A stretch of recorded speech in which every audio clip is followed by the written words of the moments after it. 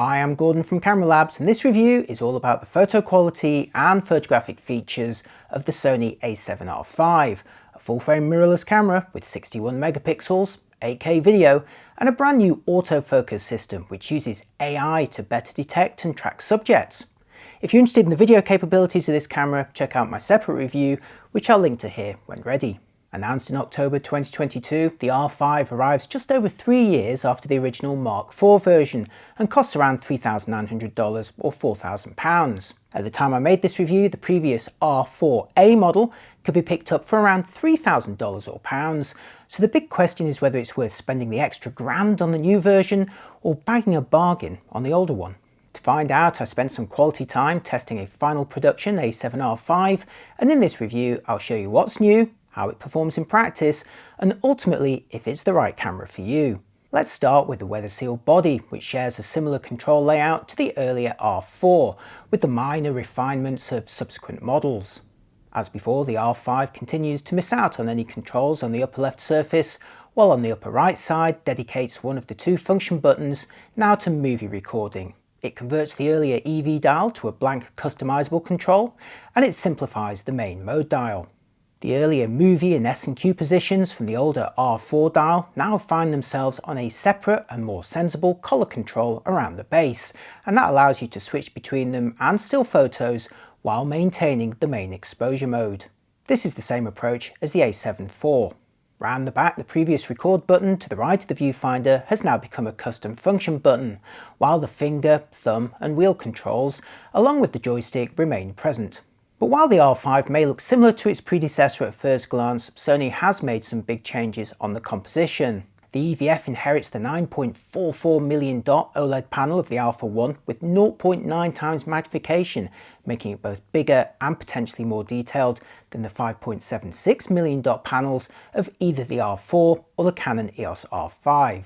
It may lack the optional 240 frames per second mode of the Alpha 1, but it can still deliver a tremendous view when composing or playing back images or indeed videos. Note, to exploit the full detail though, you will need to set the display quality to high, and you will also need to accept a temporary reduction in detail as the camera actually focuses. And obviously this is going to become limiting if you're continuously autofocusing on a moving subject.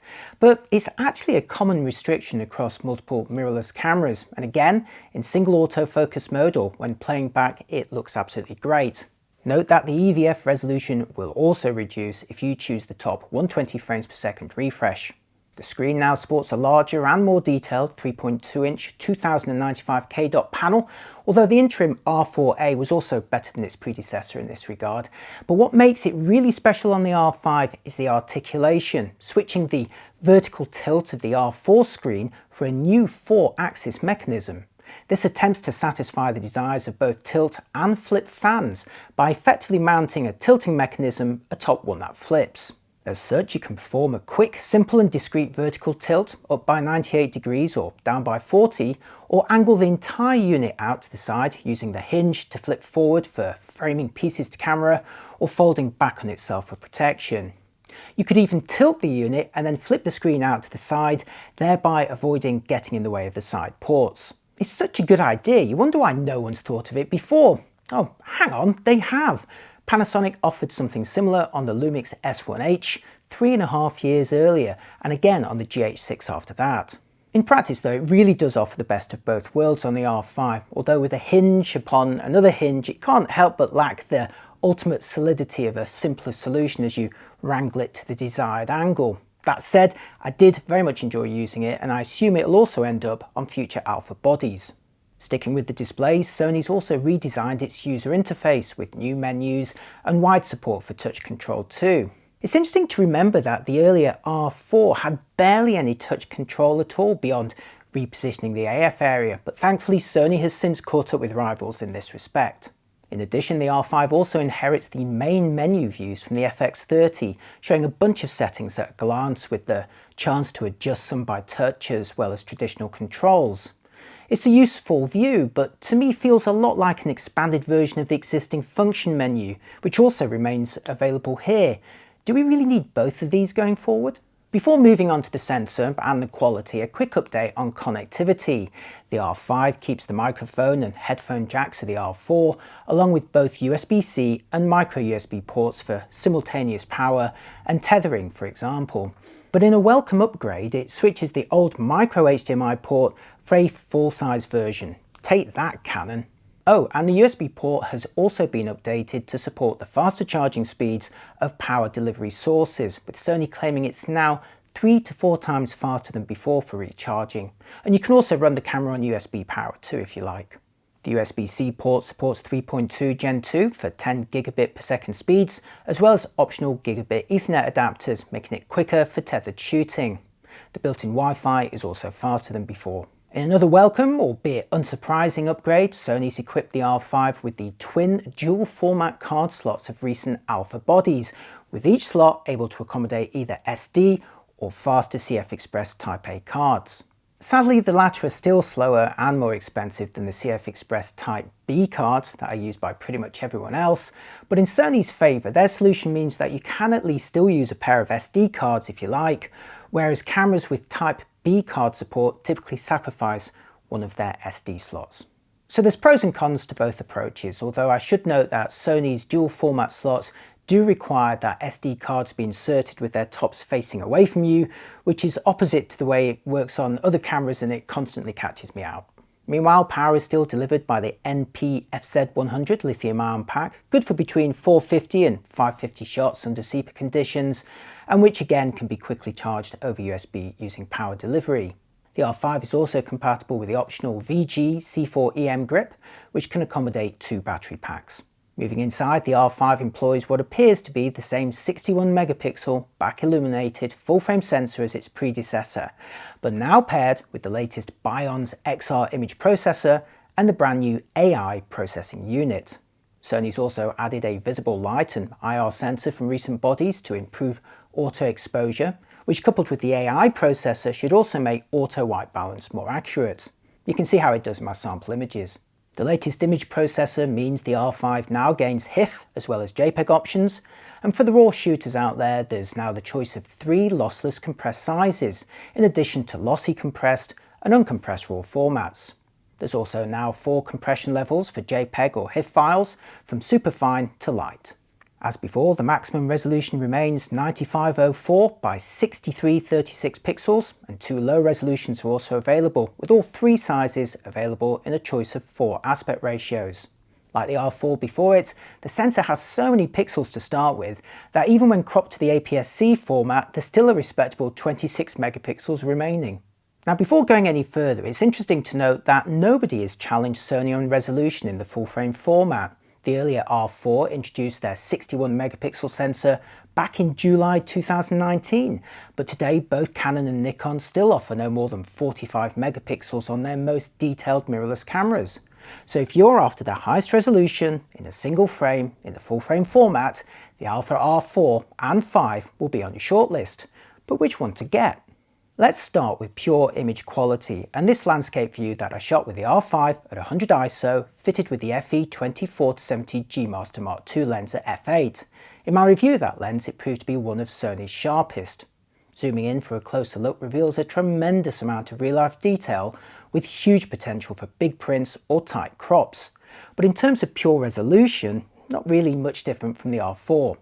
If you desire even more detail, the R5 inherits the pixel shift mode of the R4, capturing 4 or 16 frames with the electronic shutter and using the stabilizer to subtly shift the sensor between each one.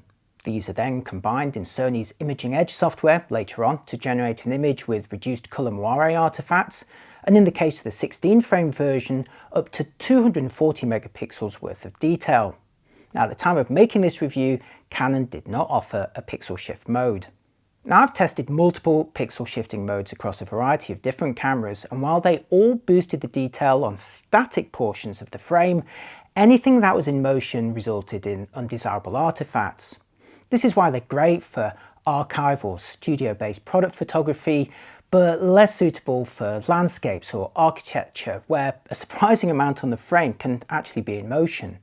However, Sony's now released a new version of its Imaging Edge software, which supports motion correction to better deal with parts of the composition which move during pixel shift capture. This is billed as a new feature for the R5, but since it's applied in software running on your computer afterwards, I personally wondered if it could also benefit older models. Well, I've got good news and bad news for you. Motion compensation is available for the older Alpha 1, but sadly not any other earlier models. I'm not sure why or how this restriction works in practice, but the bottom line is you can apply motion compensation to pixel shift files that you've captured with the R5, but not by those that you've captured with the R4. Sad face. To see how well it works in practice, I reshot my Central Park landscape view with the 16 frame pixel shift mode on the R5, selected the files later on in the latest version of Imaging Edge, and made two new versions, one without motion compensation in order to represent the older R4 model, and one with motion compensation to see what, if any benefit, the R5 could enjoy over it. So on the left we have the single 61 megapixel frame which you saw earlier, and on the right you can see the 16 frame pixel shift version processed without motion compensation. When examining a static portion of the frame, the pixel shift version on the right definitely has greater real-life detail, but if I move to a different portion of the frame, you'll see the undesirable artifacts around any areas that were in motion. And with water, foliage and people all moving during the capture, that's a big issue for this particular shot. Now let's return to the static area, again with the single 61 megapixel frame on the left, but now the pixel shift version on the right has motion compensation enabled. This unsurprisingly has absolutely no impact on the building details, but moving to the areas with portions in motion show how much better the software has dealt with the compositing problem. Sony wouldn't reveal to me how this works in practice, but I'm assuming it's comparing the frames in the burst and only taking detail from, say, one frame for any areas that move between them. Thing is, this would result in a high-res image overall, but with holes of lower resolution portions where motion had occurred.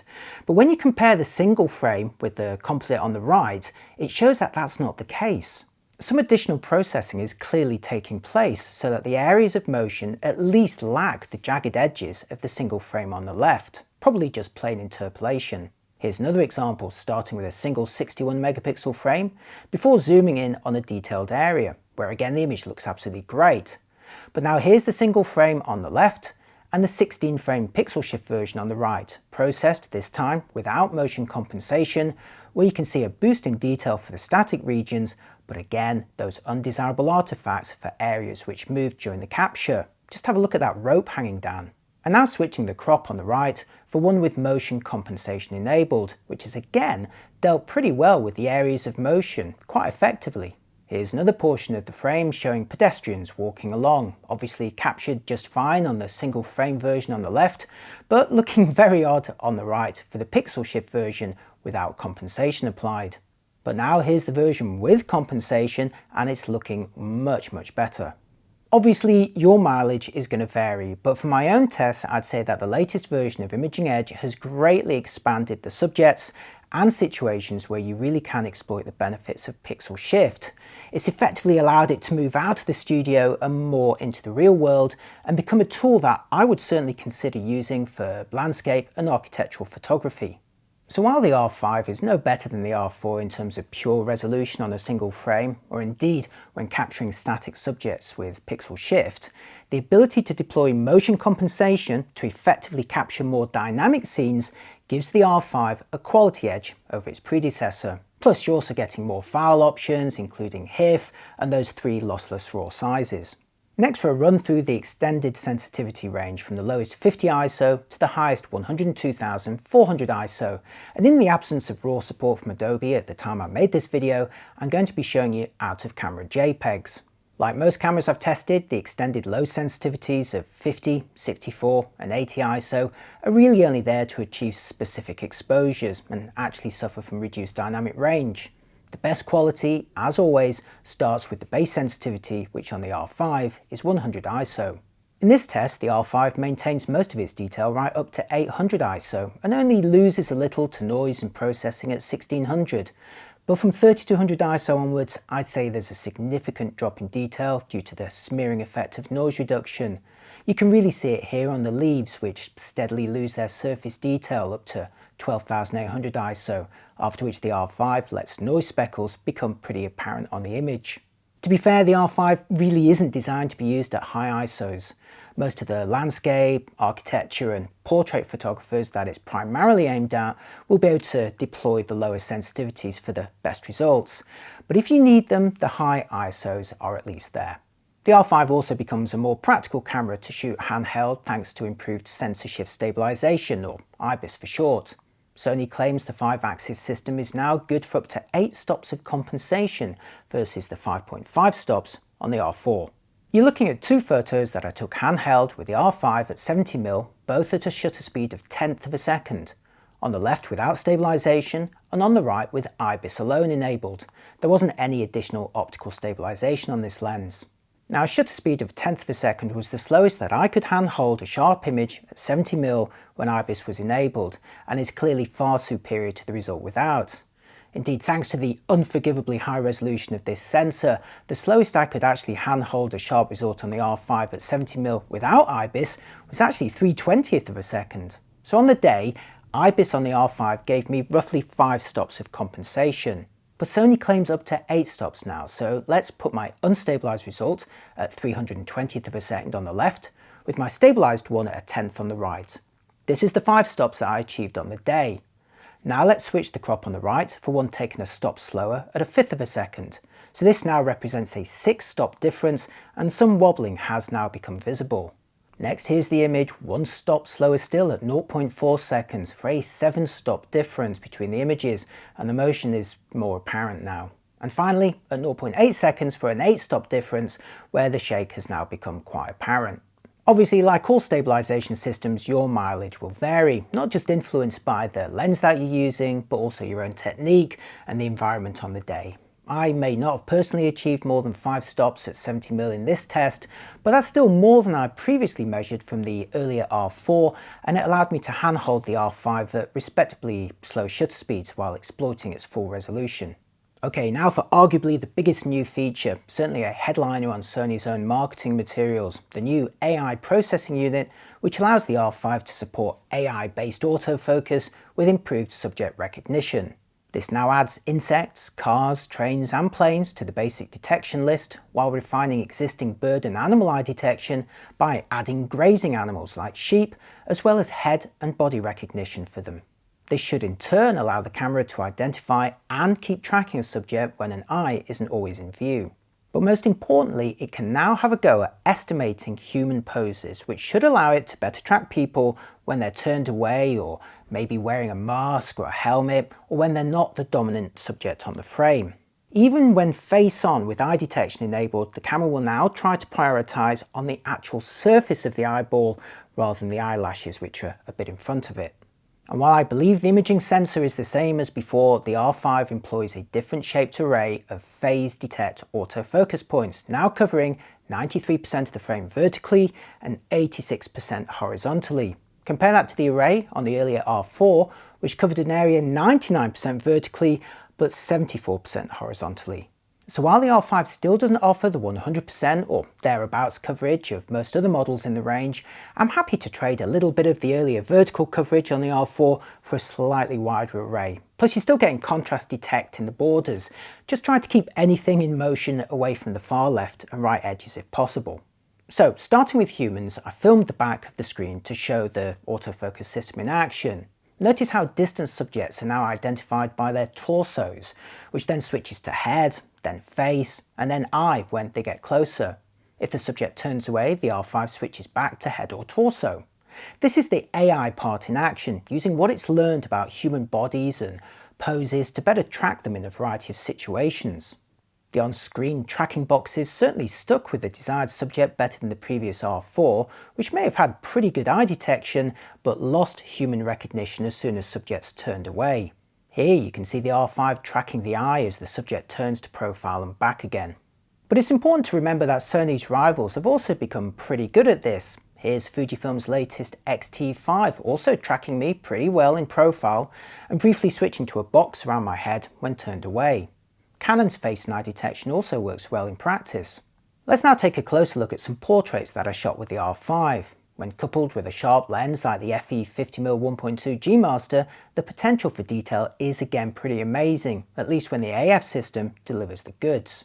Now, while the AF box during composition stuck fast to the subject's eyes here, I still captured a few images where the eye was a fraction out of focus or the eyelashes were sharper than the eyeball behind them. To be fair, this was with the lens at f1.2 with its unforgivably shallow depth of field, and it was also no worse than the best of its rivals, but equally not the jumping performance that I expected. Moving on to animals, here's a brief test at a Sony event showing how the AF system can now recognise the bodies and heads of dogs as well as other animals. So even if an eye isn't visible, you should still get an image of the animal itself in sharp focus. And this seemed to work pretty well in my brief tests. New to the R5 is insect detection, and here it is again at a Sony event, sometimes placing a box around the subject, but at other times not. I found its success varied hugely depending on the actual insect in question, and to be fair, they certainly do come in an enormous variety of shapes and sizes. Later on, I tried it outdoors with bees on flowers where it successfully identified and followed the subject. I expect this to improve over time. And new to the R5 subject detection list are cars, trains and planes, and here you can see the system recognising cars with ease, concentrating on their noses at the front. This also worked well with trains and planes in my tests, concentrating on their front windows when sufficiently close. Again, it's useful, but it's also present on many rivals too. As before though, to help the AI system know what you'd like it to prioritise on, the R5 still asks you to select the desired subject type from what's become quite a long list. And while animals and birds now have an additional joint option, for times when you might photograph animals and birds, what I really wanted was a fully auto option. Now, I realise this would greatly slow down a recognition system, plus of course there's the potential for confusion if there's someone driving a vehicle or perhaps a human with a pet in the same frame, for example. But Canon's already had a go at this, offering an auto subject option on the EOS R6 Mark II, which I look forward to trying out. And they also have a system on the EOS R3 which can track your eye to see what you're actually looking at, allowing you to directly tell the camera what kind of subject to focus on. Now, right now, that is an expensive system and it demands a chunky viewfinder head, but it does work in practice. I guess what I'm saying is that when Sony says it now has an AI-based autofocus system with a dedicated processor, I personally hoped for greater actual automation and results that were significantly better than the competition. Sure, it's better than the R4, definitely, but not better overall than, say, the EOS R5. I was also bewildered by the number of sub-menu options available, some of which appeared slightly contradictory or conflicting. Again, I understand that they're all there to allow you to drill down to specifics to improve the recognition system, but I just found them all very confusing. I also wonder whether the R5 sensor is the best mate for this new technology with its fairly modest readout and burst speeds. I suspect once the same AI system is deployed on a body with a faster stack sensor, better readout and quicker bursts like a future Alpha 1 or 9, it will really come into its own. But for now, while I can definitely say that the R5 autofocus is a big step up from the R4 in terms of subject recognition, it's not hugely different to many of its rivals. Moving on to bursts, the top speed remains the same as before, so you're getting 10 frames per second with the mechanical shutter, slowing to 8 frames per second if you want auto exposure and autofocus, or 7 frames per second when you're using the electronic shutter. But thanks to support for faster CF Express cards, the buffer can now be cleared much quicker than the R4 before it, allowing up to 583 compressed RAW, 547 lossless RAW, or over 1000 JPEGs in a burst. I confirmed this in my test with a compact flash Type A card, where I could effectively shoot unlimited bursts at 10 frames per second in any format with little to no delay for the buffer to clear afterwards. But like other cameras that support dual card formats, shooting bursts with SD cards will incur penalties. Even with one of Sony's quickest tough SD cards, I only managed a burst of 39 lossless RAWs at the full resolution before the R5 slowed down. And once I let go of the shutter, the camera took about 20 seconds to fully write its buffer to the card. Of course, at a top speed of 10 frames per second, that still gets you almost 4 seconds of action in RAW, and if you're happy to shoot in JPEG, you'll enjoy longer bursts with SD cards. Here's some bursts of bikes cycling towards me, or driving towards me, as many of them were powered and going pretty quick, and as you can see, the R5 is quite capable of tracking and grabbing some action shots, albeit at 8 frames per second. These were taken with the mechanical shutter, again at 8 frames per second due to autofocus, and if that's sufficient for you, then the R5 certainly gives you plenty of resolution for cropping in later if desired.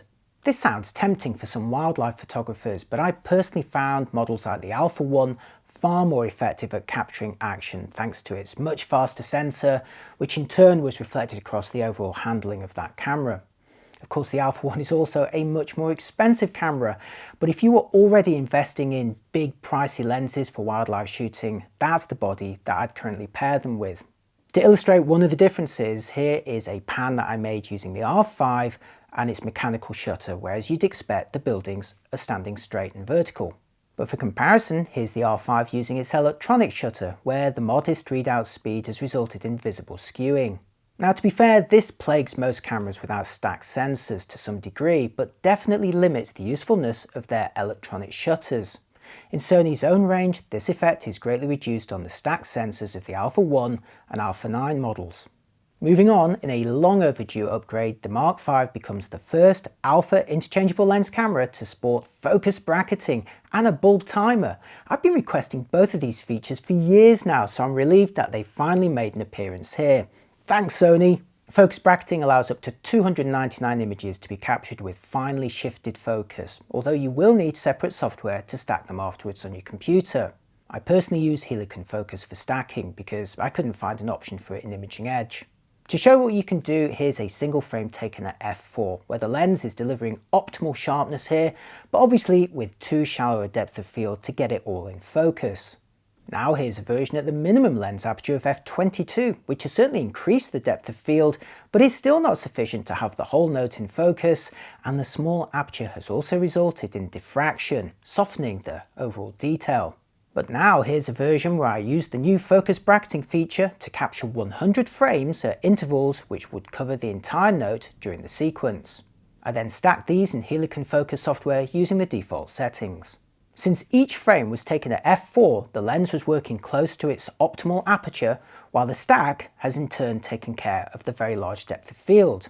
To be fair, Sony should have had focus bracketing a long time ago, but at least it's now here, and it provides the R5 with a new string in its bow for high-resolution macro photographers. Moving on to the bulb timer, the R5 now lets you preset an exposure between 2 seconds and 900 seconds, which allows you to easily make long exposures beyond that usual arbitrary 30-second limit without the need for a cable release. Just put the camera into its bulb mode, choose the exposure time in the menu, set the self-timer to avoid touching the camera and wobbling it, and you're all set. Here's a shot I took using the bulb timer on the R5 for a 60-second exposure. It works in pretty much the same way as the bulb timer on Canon cameras, and again it's a feature I feel Sony really should have had a while ago, but again, at least it's here now. And finally, while this review is dedicated to the photography side of the R5, and I do intend to make a separate review all about the video capabilities, I just wanted to show you 3 very quick clips to demonstrate the potential resolution before my final verdict. So from top to bottom, you're looking at 1080, 4K and 8K, all filmed at 24p and with the lens zoom adjusted so that the field of view is matched. 8K is a key new feature for the R5, and here you can clearly see how much more detail it's capturing than 4K and especially 1080. Once I've finished my review of the video capabilities, I'll link to them here. Right, now it's time for my final verdict, during which I'll show you a selection of images that I took with the A7R5. As always, if you'd like a closer look at any of them, you can access many of the original files via my review page for the R5 at cameralabs.com. The Sony A7R5 may share the same 61 megapixel sensor as the R4 and as such the same pure resolving power, but this remains uncontested by rivals, and the R5 now couples it with a raft of upgrades. The R5 inherits the industry leading viewfinder of the Alpha 1 and 7S III, along with the dual format card slots, white balance sensor, full-size HDMI, USB 3.2, refined control layout and broader touch controls of recent models, and it can now record 8K video too, albeit cropped and only available at 24-25p. In the brand new to Sony camp are a screen with a cunning mechanism that can both vertically tilt and flip out to the side, pixel shift composites which successfully address portions in motion, and the long-awaited, well by me anyway, inclusions of a bulb timer for easy long exposures and focus bracketing for the macro photographers out there. But the major new feature is the AI autofocus system. This genuinely improves recognition and tracking of a wide variety of subjects over the earlier R4, although in my own tests it wasn't that much different to the best of its rivals. Indeed, action and wildlife shooters will still feel held back by modest burst speeds and sensor readout, making stack models like the Alpha 1 more desirable overall for action. I feel the new AI system won't really come into its own until it's deployed on a future Alpha 1 or Alpha 9. The older R4 is also looking like a bargain right now, essentially matching the detail of the new 5 and saving you $1,000. But by becoming more practical for long exposures, macro photography and pixel shift composites, the R5 definitely broadens its overall appeal, while also giving you the flexibility of a tilt and flip screen, the joy of the most detailed viewfinder around, the bonus of 8K video, and Sony's most cunning autofocus system to date. Is that all worth an extra $1,000? Only you can say. And that's it for this video. If you found any of it useful, please do consider giving it a like and my channel a follow. And if you loved it, there's links below to tip me a coffee or treat yourself to a Camera Labs t-shirt or my in-camera photography book. Thanks for watching, let me know what you think in the comments, and I'll see you next time. Bye bye.